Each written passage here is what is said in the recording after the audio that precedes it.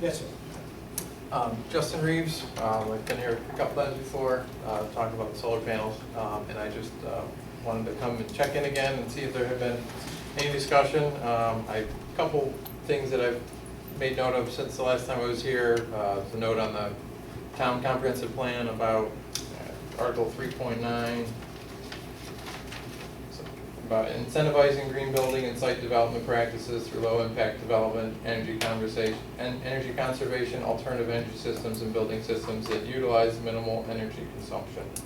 And I just felt like that really fit into what I was trying to accomplish here with changing the regulations for the solar panels, and I was wondering if there was any feedback on that. There's been no further discussion by the board on this to make any changes to it.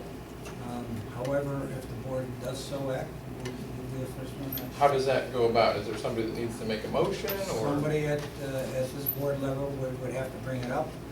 A motion would have to be made. Yeah, you'd have to bring a motion for a text amendment to our zoning ordinance. It'd have to be seconded, and it would have to be approved to go forward with it. There'd be a public hearing scheduled whereby the board members would have an opportunity to hear what everybody in the town wants to come out and speak, has to say about it. And then after the public hearing, the board would vote as to whether or not to grant the text amendment.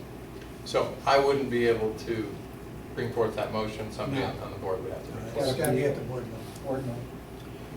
You can petitions, residents, and I don't know what the percentage is, but there is a process where residents can petition for a zone map amendment. But if you want to, I don't know if Mr. Booth is here, he may know the specific procedure as to a resident or what percentage in what areas. Are you in a specific area? We're on Middle Settlement Road. And you want it in your, I think for the whole town, but I mean, that would be up to, Yeah. obviously, you guys to decide. At the planning board meeting last week, this was discussed, and one of the things that I felt was perhaps needed to be addressed was the footprint as opposed to the output, the KW rating of the panels. Technology has changed to the point where the panels have gotten smaller, and you can produce a much better KW rating with a smaller panel. Yes. So I've actually been in contact with some people last week as well, and in fact this morning, looking at possible municipalities that have taken a different tack, again, looking at the footprint as opposed to the output.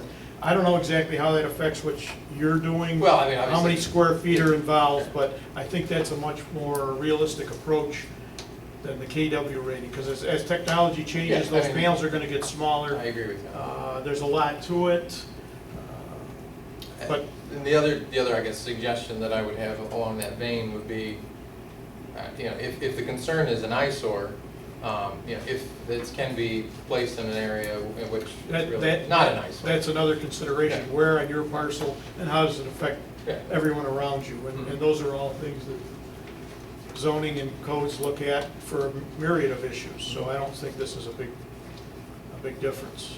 I think No, it's- and I understand that. Like I said, I think that the number, whether it be based on square footage or based on kilowatts, should be expanded to encompass some businesses. I know that NYSERDA right now, their commercial limit for New York State is 250 kilowatts, which Right. is pretty big. Right. And I'm not saying that that necessarily should be the number adopted, but yeah, it's a lot bigger than 10. Right. Okay, I'm thank you. working on We'll something. be Okay. in touch. Okay. Moving on. Anybody else? Yes, ma'am.